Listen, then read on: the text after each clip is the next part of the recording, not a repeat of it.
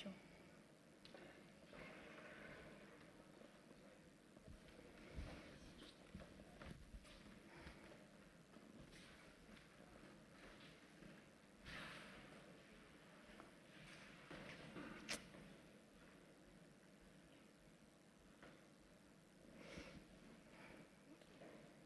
Welcome, everyone. We are from Toastmasters International. Today, we will just present ourselves, and then we will introduce what we will be doing today. So my name is Aldrich Kelly. I am the president of Toastmasters International, one of the clubs that are here at the university. And we are very excited to share this moment with you guys. And hopefully you can learn quite a lot. And please, at the end, there will be a lot of opportunities for questions and also in between. Good morning, everyone. My name is Phyllis, and I am the Vice President of Public Relations of just the club that is here in our university. So just a little question. Who of you has already heard of Toastmasters International? Do you know what that is? Just shout it out. Presentations, okay. What else? Okay. Did you know that we have a club here in our university? Yeah? Right, so we have a club and we meet every Wednesday at 6 o'clock. And we're just a bunch of people that use that club environment to practice our public speaking skills. And it's not only public speaking, but also communication and leadership skills. So this is really something that we learned, and today we get the chance to present it here to you. And of course, we don't only want to have these skills for ourselves, and that's why we're sharing them with you. Yeah, so this is Paula. Maybe you introduce yourself. Hi, everybody. My name is Paula. I'm IBM's fourth year. I don't have a fancy position in Toastmaster anymore. You fancy yourself, right? I'm fancy myself, pretty much. No, but I was quite currently representing the Toastmaster, Hague University Toastmaster at an area competition. I did not win, but I at least got there, so that's a start, I would say. And I think that'll be it from me. Yeah, so I would say that we just start our presentation, and you are free to ask questions afterwards, whatever you want to know. Since we're not that many people, I have an idea. Would you mind all coming down a little bit? Because it's really nice to sit in the last row, but I think it's a nicer atmosphere if we're all closer together. Also, because this is an interactive presentation, which means it's nicer if we all interact and are closer together. I mean you guys. Would you mind coming down? Just Great, to say, if thank you you stay up there, we will be asking only you up there. So come down. Oh, somebody just Yeah, she didn't want to participate. So there's nothing cringy for you, so you don't have to be worried. I just think it's a nicer atmosphere if you're closer. And also, since we're not that many people, I think in the end especially, we can give you, if you have particular questions, we can give you specific feedback. So that's really great. If you just have any questions, just write them down and ask us afterwards. Great. I think, Ulrich, you can start. We shall.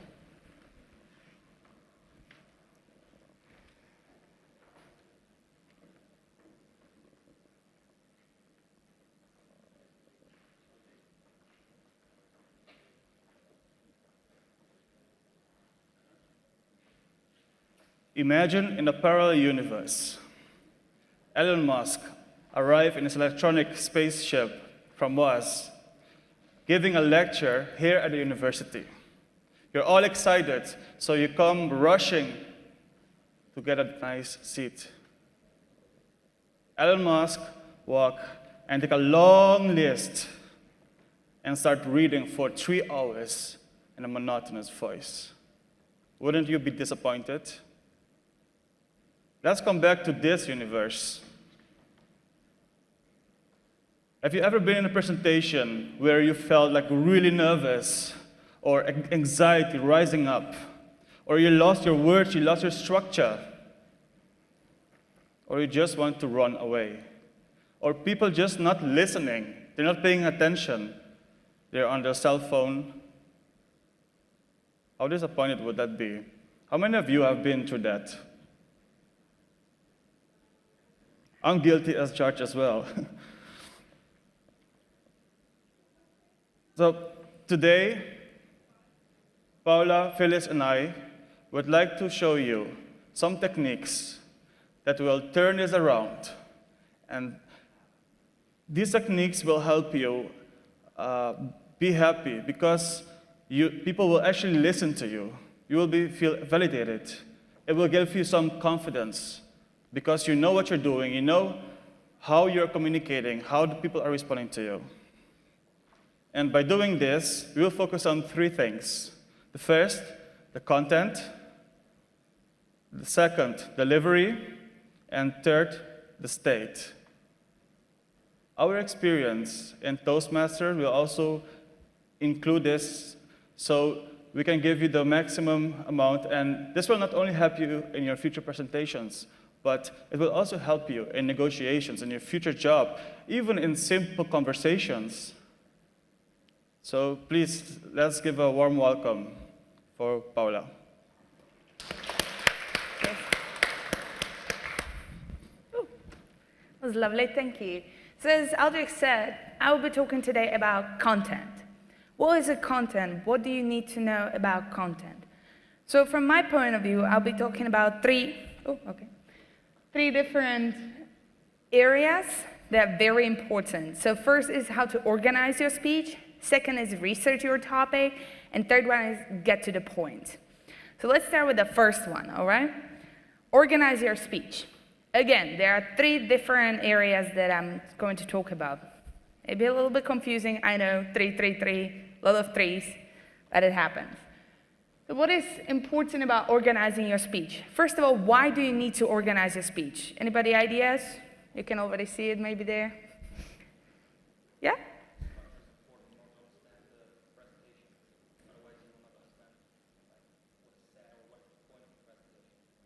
Very well, yes, that's absolutely true. So first of all, when you organize your speech, it's easier to understand and remember.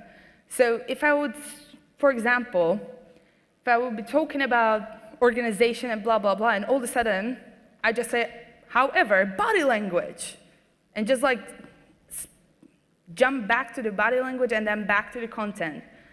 You will not remember anything from the presentation because you will be confused about what is the actual point of this presentation.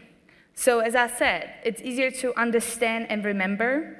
Also, if it's correctly organized, you seem more credible, and also your presentation or your speech seem more credible. And very last, people enjoy it more, okay? When they're not confused, they like it. Apparently, we are creature of habit, and repeating stuff and going in a row, it's better for us to understand. The next topic is select the topic. That was a lovely sentence. So why do you need to select a topic? Imagine you're going to give a presentation, but you don't know what about. You just like stand there and like, okay, what am I supposed to talk about, right? The world has endless topics. You can pick literally anything, whether it's your speech just to give a speech to your friends, or to give a speech on a stage, or give a presentation to your boss. It doesn't matter. Every speech should have some kind of point. So our point today is for you to inform you about Toastmasters and about how to present, right? That's like the main point. But your point can be, why is sun yellow? It doesn't matter. Whatever you pick, it's your point, and you need to focus. So that's one thing that can help you organize your speech, to find the actual point, what you want to tell by this presentation. And the last one is make an outline. I will go a little bit in depth, but you already heard this before. Every presentation, every speech needs opening, body, and conclusion, or closing, whatever you want to say. So let's first look at opening. Do you remember the first word that Aldrich said when he started a presentation? Anybody? He started with like specific word. Very well done, thank you. Imagine, that's Aldrich's go-to word when he starts presenting. He comes up and say, imagine, paint me a picture. It's an attention grabber. So for opening, it's very important to have something that will capture the audience, that they will either remember or they will get them intrigued. You can use joke. You can start with a joke. You can give a metaphor. You can start with a regular just ladies and gentlemen for grabbing the actual attention of everybody around, right? You can use imagine. You can say rhetorical question, what if kind of question. Tell me what would happen if I would now say, you need to walk out. I didn't mean to point, but something that will grab them. So that's why there is the giant attention on the, I keep bumping into it. Giant attention. You need something that people will remember and actually keep focusing on your presentation further on. Something that will intrigue them. And also, you need to think about the link to your actual presentation. You can't just say, what is sun if blue? I will be talking about the presentation today. Where's the link there, okay? So you need to link your attention grabber, whether it's a joke, whether it's a statement, rhetorical question, you need to actually link it to your speech. So anybody else knows or have some kind of like a specific opening sentence? For example, whenever I start, I usually start with ladies and gentlemen, and then I put rhetorical question afterwards. That's my go-to. Do you have something like that? Anybody here? Starting class, maybe?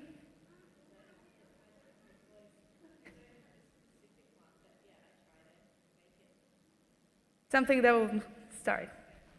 Great. So remember, in an opening, attention is the key. You need to grab the attention. Okay, let's move on to something that is also very important, and that's actual body of your presentation, right?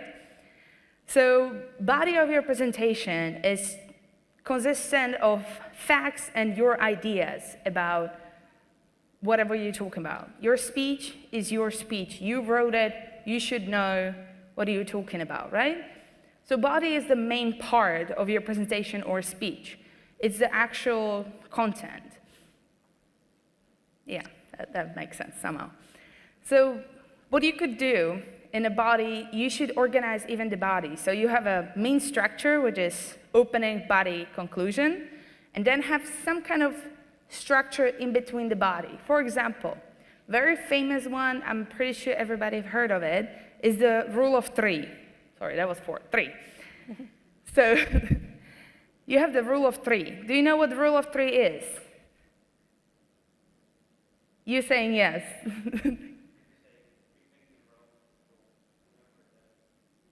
True. So rule of 3 is saying stuff in threes, or like in a small group of points for people to comprehend better or to remember better. So for example, as I said, I already have 3 points. I have opening, body, conclusion, right? That's 3. Then I have the first 3 that I showed you. Also, our presentation is in 3 different sections, if you think about it. So it's a lot of 3s for you, maybe, but in general, it will be easier for you to follow if you know that this is the first, second, the third part. So that was the rule of 3. What you also how you can organize it better, you can use different structures. For example, sometimes it's better to have a chronological structure. For example, when you're introducing a company, you start when the foundation of the company, so when it started, a little bit of background, history, we start producing this and that, you produce this and that, and then you slowly go up till current state, so you will say, company is now doing great because they're producing this many products doing this. And then you do the prediction to the future, for example. See, it goes chronological. That's very logical. Then there is a spatial one. So the spatial one is following certain paths. So how to do it, it's more like a description. So if we say we are building a house, so you first have a foundation, then once you have the foundation, you put on bricks, and then you make the windows, and like something when you describe actually how to do it. Causal, yeah, I think that's a word, right? Causal is when you have a cause and effect. With this, it's sort of different because I say first cause and then you have an effect. But first, you should talk about the effect and then what is the cause of the effect. So it's a little bit other way around. So you need to think about when you use this one so people don't get too confused. Then topical is the typical one. You have one topic and then you have some subtopics. All right, so I have a topic, public speaking, and my subtopic will be body language during public speaking. So you keep it very topical. There are different structures, and it depends always on what you're going to talk about. So it's not only, like structure of whatever, but you have to actually think, am I going to talk about something like lecture, or am I going to talk about the effect of something? Am I trying to persuade somebody into something? There's always a little thought behind it. And the last thing that you always need for your actual body is supporting materials. I'll be talking about it a little bit later, but you need supporting materials. Without that, you can't be credible. Moving on to, we have conclusion. That would be lovely, wouldn't it be? So conclusion shouldn't be just a regular summary of your speech or your presentation. The last one, like, thank you for your attention. So this was my presentation. Bye. What people usually do, there is a mistake. There is a common mistake between everybody. Especially in Toastmasters, I've noticed a lot of our members still do it, even though they're a little bit advanced. They don't have enough time for a conclusion. So you talk too long during your body, or you have too long of an intro, and then for your conclusion, you conclude it in one sentence and you leave. And then people are usually puzzled about it. They don't know whether you wanted to say something more, or they may wanted to hear something more. But if you just all of a sudden cut it, it's incomplete. So what are the basic rules for conclusion? It should have some kind of review or summary of what you were talking about. You should not add new information into your conclusion, so it should only contain information you said before. And what you can do also for conclusions is, for example, call to action. Those kind of like YouTube videos when they at the end, subscribe, hit the like. That's a call to action. Or for us, it's usually when you're given a presentation, it's start now, connect with us, do this, do that. That's a call to action. And that is usually at a casual type of presentation when you're trying to get people to know something. Call to actions are great usually, but what is even better, for me at least, is memorable statement. Pick a small quote at the end.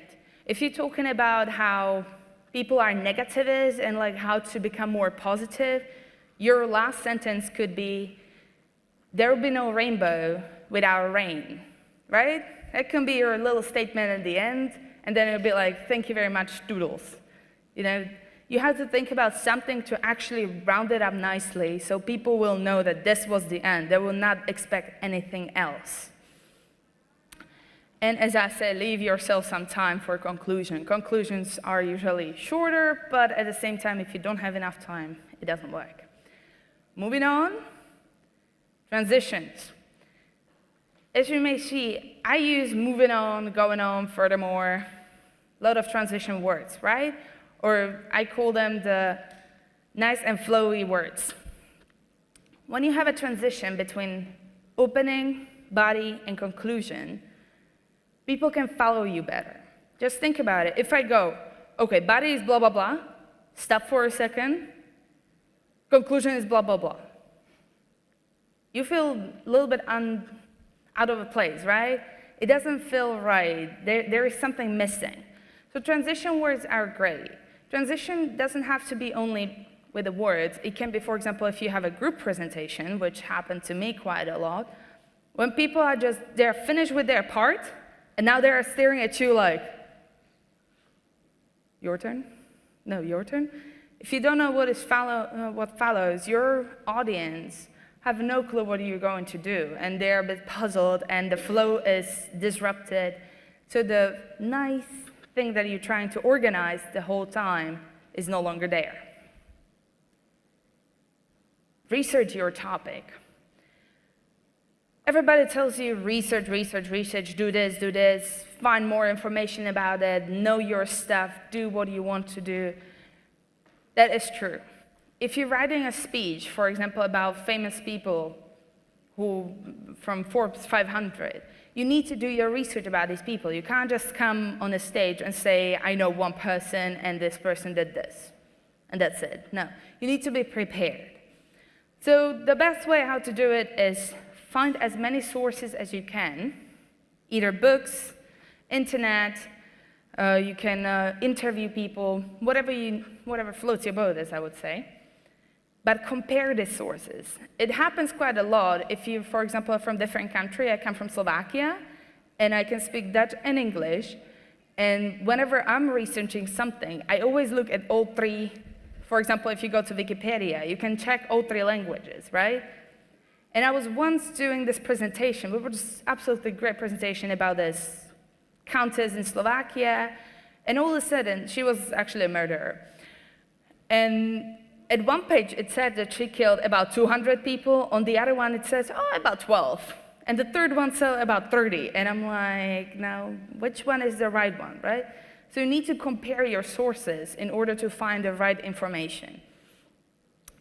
Supporting materials, I mentioned them before. Gather your supporting materials. Those are testimonies, examples, stories, visual aids, facts. So visual aids are usually presentations, you know, something that people can stare at only so they don't stare at you, or you can have papers or nice graphs, whatever you need and can help you. But don't use visual aids that can actually distract from you, because then people tend to pay more attention to the visual aid and lose the focus. Come on in if you want. I guess not. All right, and the last third part of research your topic is think about the audience.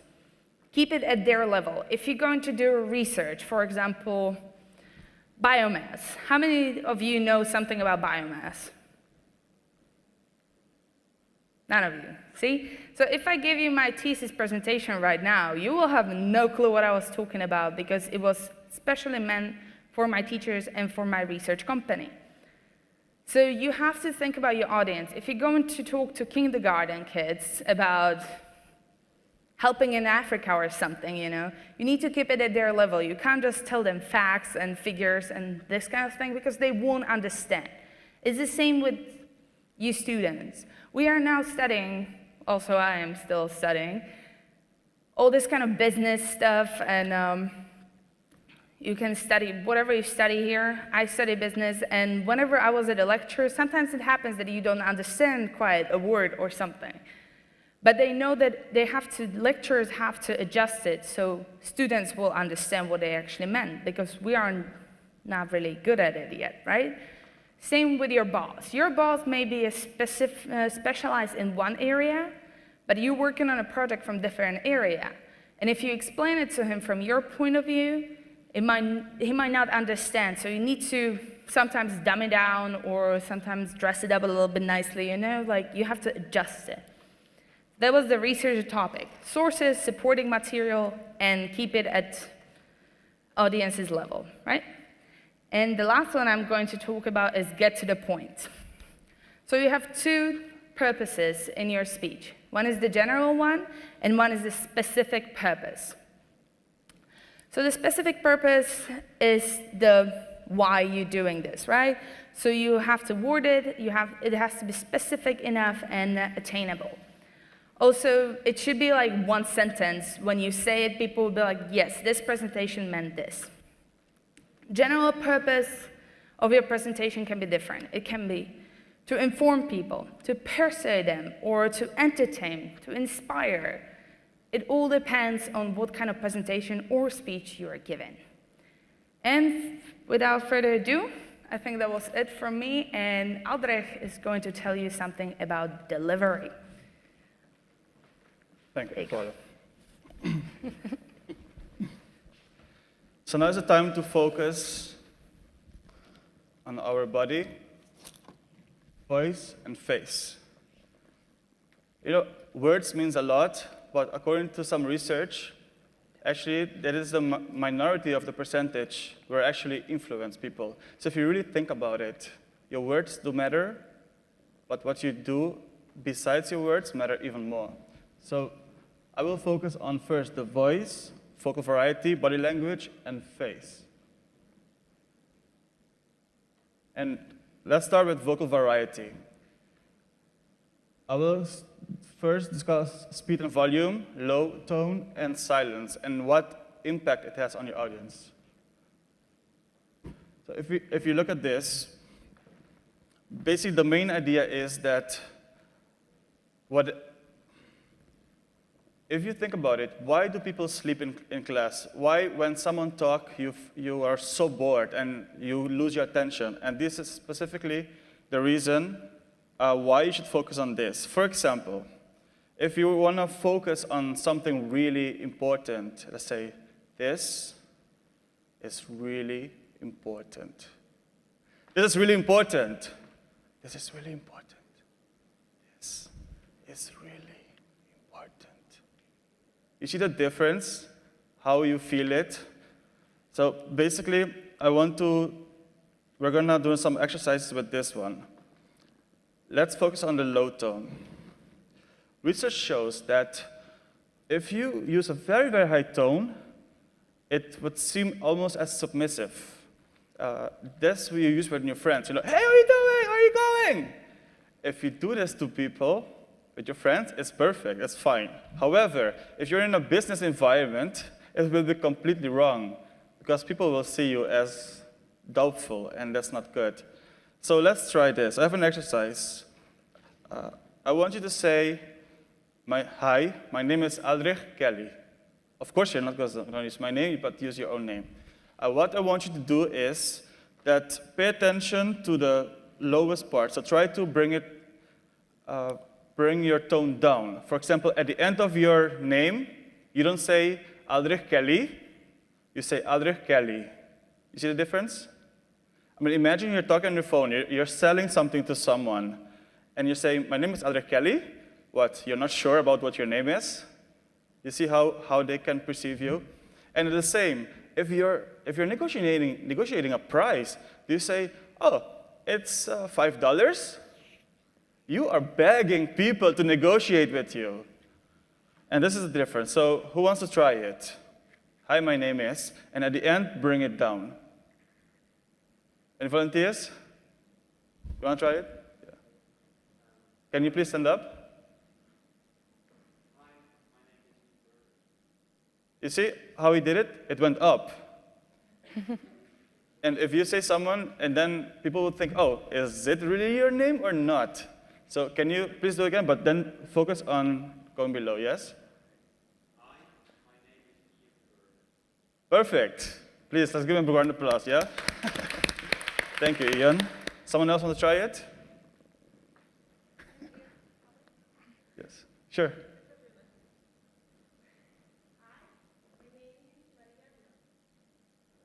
Okay. You see, we also have to think about the speed.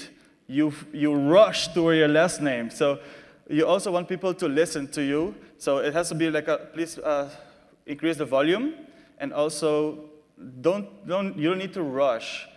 The thing with speed is the faster you go, the less people understand what you're saying.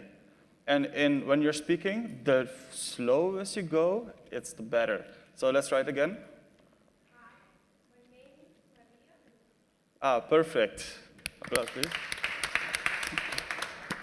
Yes.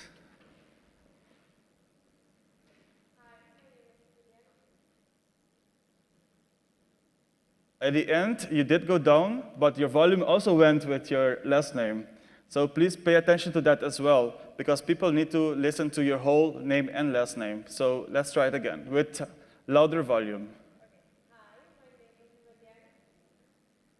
Thank you. Anyone wants to try?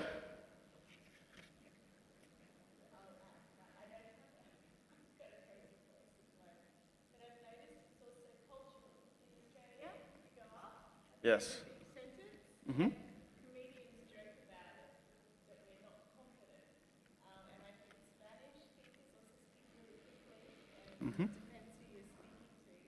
Right. Like in American culture, you have the movie Clueless. That has changed the youth forever because they go high all the time, and it has become something popular to do. However, if you apply this in business, it can be interpreted the wrong way.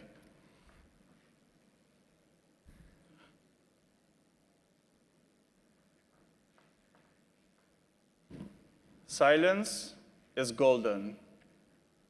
Whenever you're speaking and you really want to make your most important part of your speech, you can take a pause and then say what you want to say. If you apply this, it will have so much impact. This is really important. Don't you think? You see what I did there? Yes? So please, pay attention to this, and this will change how the audience will see as well. You know what I did once? I was giving a speech at Toastmasters, and this person right in front of me was just chatting, looking at the phone. So I was speaking, and I realized that, so I just shut up.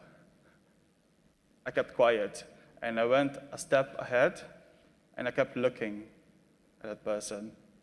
Everyone in the room started looking at that person, so he felt pressure, like, oh my gosh, I'm so sorry. So that is one of the techniques you can do as well. You can use silence to grab people's attention as well. When people are on their phone, sometimes when something is repeating, or when you're watching TV, and it becomes nothing. The noise, you don't even notice it anymore, right? And that's what the silence does. It breaks.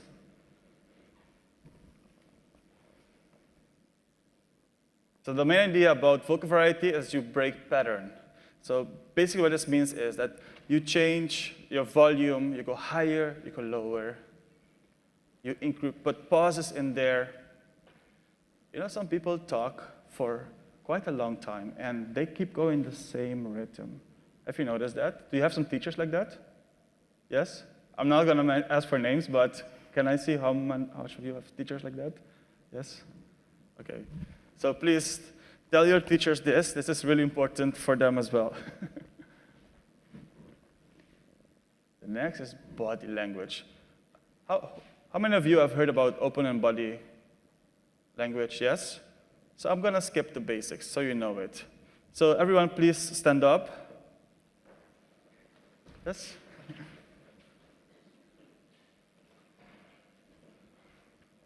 Okay? Yes. Okay, I'm going to count. Everyone freeze, don't move. Don't move. Don't move. If we can see, what's your name? Sorry? Remco. You see what Remco did right there? He was standing very relaxed. This is the most relaxed position ever. Your hands on the side. Scientifically proven. And when I asked him a question, he immediately put his hands behind. And this is the way to defend yourself. It's an automatic response. So it's nothing bad, but it's an automatic response. If you see it here, for example, we have touching hands, and it's cover our body. It is instinctive in us. Back in the days when people had fires and in the jungle, etc., it was very dangerous. So people were very cautious about whether the person that you meet is going to kill you or do any harm to you. And we've kept this tradition till now. So whenever we feel threatened or insecure or not sure, we close ourselves. So one tip, you moved, but you also had your hands like this, right? Yes. I don't know how to put this. This could be very dangerous when you're presenting. Put your hands like this. Hey, I want to show you something. Like the special area, private areas, like showing something. So that can be very dangerous, or can be interpreted very wrong as well. So it's a good way. Just leave it loose. And also, hands in pockets. That's one of the things you should avoid as well, because it's kind of a closing gesture. The whole thing about this is that people listen to you if they like you or not. And if you want them to like you, you have to change to open body language. So that means body, feet. Let's everyone do like this. Yes, a bit still. Make sure it's always pointing outwards, because once you put inwards, that means you're closing yourself as well, right? It's the same with shoulders. If you're standing like this, especially when you're nervous, it goes automatic. You want, okay, I don't want people to know I'm nervous, but actually you're expressing everything. So shoulders should be just like that, yeah? Okay. I want to share this with you because I found this really important. And the palms, can everyone show their palms? Whenever you're giving a presentation, please show your palms. Who knows why? Okay, it's written there, but. If you want your audience to trust you, not even your audience, if you want your friends to trust you, if you want your family to trust you, anyone, show your palms. That's why there's also, I say, like, I put my life in your hands, it's for a reason. So whenever, you can even use it at the beginning. Hi, how are you doing? You're showing your palms. And this goes back to the same back in the past where I don't have nothing to hide, I'm not gonna kill you, I don't have a knife hidden anywhere, I'm safe, you can approach me. Do you know that if you just adopt this, if you go to a bar, for example, and if you just do these things, people will start approaching you. I'm not even kidding. It's incredible. I've tested this once. It really worked. I went to this networking event, and I tried to apply all this body language, and for some reason, people start approaching me, talking to me. Apparently, I seem very friendly or something. So it really works. Palms down. What effect? Who knows what effect this has? Like this. Like, try to think about it. Like, you, can you go there? You, can you go there? Does it feel a bit aggressive? Like, no. Now, compare this. Like, can you please move there? So you see, whenever you use palms, always palms up. Let's try it. Always. This. You know what I had? I'm gonna go straight to it. Or live. I just want to show you. In Toastmasters, sometimes we film ourselves, and I've noticed that I have penguin hands. So I did like, hey, how you do? Like, you know, like this the whole time. I didn't realize it until I watched myself. So one thing I would recommend you as well to film yourself, then you see a lot of weird things that you really do. It's incredible. So then now I have to lose more. I have to pay attention to it. But always palms up. And always show your palms. Never palms down. You know who did this? Hitler. Why? Because when you put your palms down, it means that I feel superior to you. I have the authority to you. That's what palms down means. And that's the same reason they use it. And it's actually very psychological as well, because all these things are mental. You can change how people feel about you just by changing these things. Isn't it incredible? And research has shown that it doesn't only change how people see you, but it also changes how you see yourself. Because then, when you use open gestures, your testosterone starts working like crazy, and you get the energy. These are the secrets that you should apply to all your presentations. Whenever you're using numbers, please number them. You remember a while ago, the first thing that I will talk about is this. The second thing that I will talk about is this. The third thing that I will talk about is this. Oh, I have 10 cats at home. I have only 5 dogs. 1 fish. So lonely. You see? So please try saying something and use your enumerations. You want to try?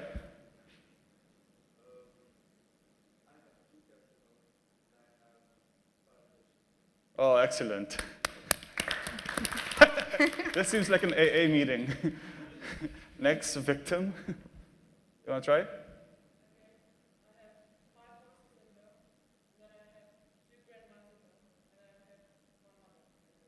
Oh, that's sweet. Second, increase and decrease. Let's try it with a sentence. Wait, that doesn't make sense. Yeah. A really big growth. So you see, you can use your hands to show the size of things, but also you can use this, a really big growth. Can you imagine if I do a really big growth? It will mess with your head, and people don't remember. All these things you do so people can remember what you're doing. This is just a little problem. Imagine if I do, this is just a small problem. It doesn't match, right? And this is something I've noticed some politicians do. This is really important for me. So when you put whenever you use your hands and at your heart gesture, you tell the other people this is important, you have to listen. So it has two functions here. So can anyone try it? I really want to see how you do it. Volunteers, try it. So maybe as a marketing project, it's really important. Nobody believes that. You got the hand right, but the vocal variety is a bit. Try it again and try it lower speed and higher volume, and deeper voice. Okay, so lately I was doing my marketing. Slower. Yeah, slower. That's okay. No, try it. Okay, so lately I was doing my marketing project, my IT project, and then I went to the group and it felt really good. It was really important. Okay, try this. It was really important for me. Ah, nice. That's good, that's good. Anyone wants to try this? Mena?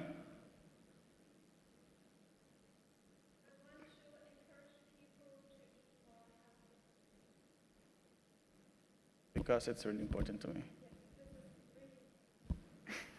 Okay, thank you.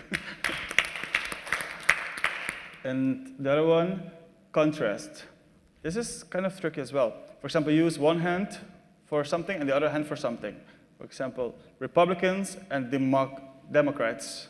The Republicans have spoken a lot today, but the Democrats, not really.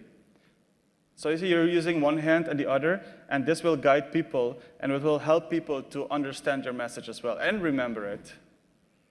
The same as cats and dogs. Division. We were apart, but then we came together. Politicians do this a lot. You really have to watch them. They're incredible with their gestures. So we were apart, but then we came together as one. And this will really impact the audience. Pointing, of course, we should never point because it's very aggressive, unless you're in a fight and you have no interest in showing your communication skills. But other than that, this is really, really aggressive. Yes? How to speak? When you, no, this, yes, exactly. This is very aggressive. I mean, parents do this to their baby when they're being very naughty. And you don't want that. So one way to do it is your palms up. You can try it. Try it. So just do this, yeah? Exactly. Or this. This is the magic hand gesture of politicians. Can you try it? Yes. It's pointing with your thumb. You have ever. I will make this great again. Yes. He So always does that. you're not pointing. It's half of, oh, everything is okay. It's half of this, and you're still pointing, but it's very subtle. And politicians use this a lot. Pay attention to it. If you want to establish some connection with the audience, like, yeah, me and you have a great time together. You know, you can refer you and me, etc. You're really good. I'm not sure if I'm that good, but maybe I will still beat you. You know how I change from me to you? And you can use this as well. Jazz hands. Jazz hands is just another word for when you use a lot of things that doesn't correspond to what you're saying. Oh yes, I like to go to the car, and the car is nice, but it's crazy, and I don't know what I'm doing with my hands because it's going everywhere and doesn't correspond to what I'm saying. And these are jazz hands.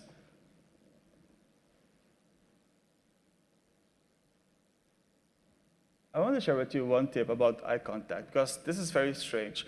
When you talk, how do you look at your audience? One thing you should not do is gaze around. Like, yes, I'm talking to you, but I'm not really. I'm just looking everywhere all the time. And I'm not looking at anyone. So the one tip is you focus on one person at one time. And you choose, for example, when I'm giving an idea, I talk only to one person, and they feel they're connected. Like right now, I'm walking towards you, and I'm looking at you straight. You know who's done this? Bill Clinton. When he had to gather with the real people, the real Americans, and he did this. He walked close, and he talked to them. And another trick is also do this. Please, can we try it? Yes. If you want someone to agree with you, you're pitching an idea, you should do this. I think we should all go to, where do you want to go? Australia, Disneyland. I know you don't have a lot of money, I understand, but I really feel that we should go because I think you will have a good time there. So it's also putting, giving an idea to, yes, they should agree. And last, Phyllis. Right, you might find it a bit weird that Aldrich is always clapping, but that's something we do at Toastmasters. We always clap every single time someone says something. We just show our appreciation for them talking, so that's the reason why. And we also shake hands, so that's what he also did earlier, just so you get kind of an insight in what we do. Now that we know how to gather our content and how to deliver our content, we have to move on to the most important part, which is the state. The state is the condition that you're in as soon as you walk through that door, the feelings that you have, your mindset. And I personally believe that this is the part where you can change the most with tiny changes. And when your mind is set, your body and everything else follows. The state consists of three things. Again, the three. It's the body, the mind's eye, and your beliefs. Let me run you through this. The body in general is movement. I won't talk more about this because Aldrich already covered most of it, and it's just the movement, your facial gestures, your facial expressions, and your hand gestures. You can really use that purposefully. However, your body has a really big impact. And what I found funny, when he made us freeze, I stood like this. And in the beginning, I stood like this as well. And you know what that is? It's a power pose. And we learned that in ICM in the first year. I'm second year now. And we learned that in the beginning that you can use those power poses. And we all laughed. We're like, huh, this doesn't work. Guys, it's actually working. Could you please get up, all of you, and choose one of the power poses? I would say you can do the last one and the standing up one. I call this Superman or Superwoman in my case. And if you do that before a presentation, take your shoulders back, you feel more powerful. This body posture has an impact on your mind. And you can literally do that before your presentation, and it works. Before you have to speak to your boss, just sit there for 5 minutes, it actually works. Get up, go and talk to your boss. It will have an impact on the way you feel. So that's one thing. The second thing is your mind's eye. It's about your focus. So very often when you start talking, you will only focus on the negative things, which is based on our evolution. However, we have to refocus. Meaning, now I could ask myself, oh my God, how does my hair look? Are these shoes too high? What am I going to do? What if they all judge me? You have to refocus. Your mind wanders, but focus is very important because it's what you set your mind onto. that is present for you. Which brings me to the next part, which is your beliefs. Because your beliefs are the lenses through which you see the whole world. Meaning right now, I can see you through different lenses. I can change them. I am the one to decide what to focus on, right? So now, I could say, there's people watching their phones. People, they're yawning, and everything's bad here, right? If my beliefs are that you're absolutely disengaged and it's not really nice what I'm talking about, I just have the belief that you won't trust me, you're not even interested. But I bet if you change your belief and say, all right, I believe that you're all here because you want to learn something and you're interested in what I'm talking about, I will see as many positive proof for the things that I believe. So there's people looking at me, they all have their eyes open and they're not sleeping, and people are like leaning forwards towards me because they're interested. So if you think about that, your mind has great power and you should use it. Also, if you think about beliefs, they're like a stool, meaning you have different legs, which are references, and that's what your lenses are built on. So you can't sit down if you don't have a strong set of beliefs, right? So pick them wisely, question all your beliefs, and make sure that you have the right ones, because very often we don't even realize that we're getting into a spiral and just drag ourselves down. So something that is very closely related to your state is managing anxiety.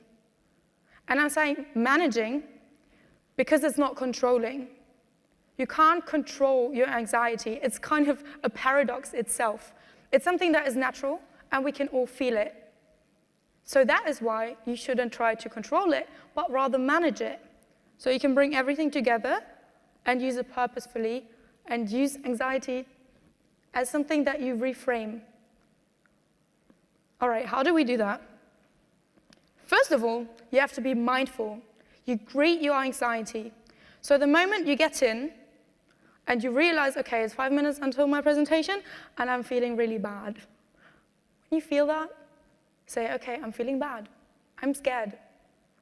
I feel this fear, but it's okay, guys, because this is something natural, and just being mindful about it already changes the whole perspective. The second part that you have to do is to reframe the situation. So right now what I'm doing is I'm having a conversation with you rather than just giving a presentation to you. And it's not a challenge. Whenever you have to give a presentation, don't see it as a challenge, but rather see it as an opportunity. Because this is an opportunity for me to learn something and to share my knowledge with you. And every single time you get up on the stage, you learn something. Opportunity and not challenge, okay? And lastly, we have to be present-oriented. I'll just do one last exercise with you, and then I'm done. And I'll show you how you can be present-oriented, because it's very important that you focus, just as I told you earlier. It's very important that you don't focus about what might happen, about judging or whatever. Be here on the stage. So I'm going to tell you a tongue twister, and you will say the phrases after me. And the special thing is it's one of my favorite tongue twisters, actually, because if you don't say it correctly, there might be a naughty word slipping out of your mouth. So I'll say the sentence first, and you repeat it after me, okay? I slit a sheet. Say it. I slit a sheet. A sheet I slit. Sheet I slit. And on that look, that's my problem now. And on that slitted sheet, I sit. All right, you all got it right, because no shits there. So in that very moment, you were focusing on just saying it right. Obviously, I wasn't focusing enough. So I have to practice that myself, but we're all here to practice, right? However, this is something everybody does. People that get on a stage, they listen to music. There's some presenters or people that give presentations, they do 100 push-ups before that, because you can't do anything but be in the present moment. And with that being said, just to remind you, you have your state. Your mind is very strong. You have body, your mind's eye, as well as your beliefs. And in addition to that, you can manage your anxiety really easily by greeting your anxiety first and being mindful. Secondly, by reframing the situation and not seeing it as a challenge, but rather as an opportunity. And thirdly, to be present-oriented and be in the moment. All right, now I would say that you come back up and we wrap it all up. Just to remind you, we now gave you 3 tools again. We started With content. And also, not only words are important, but also how you say it is important. And of course, before you say anything, you have to focus on your mind. So if you use those 3 parts and put it together, you now have your toolbox. We're sure that you can all succeed in giving badass presentations. Thank you very much. Thank you.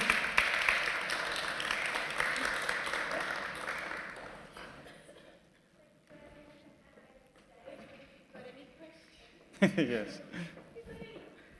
If you have any question, you can come ask us now, or you can catch us outside, or come to our meeting. We have a bonus for you guys. If you're really interested, for your next presentation, if you're really interested, we are willing to give you a free session on how to improve yourself. This will involve identifying what you're really good at and how you can improve. So if you want that, we're willing to give you a free session. If you want it, you can write your name or information, and we will contact you. Thank you.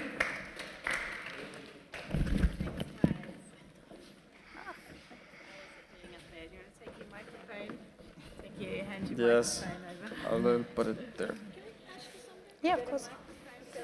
They say if you're standing like this when you're gonna start a presentation, it's not okay. Give some.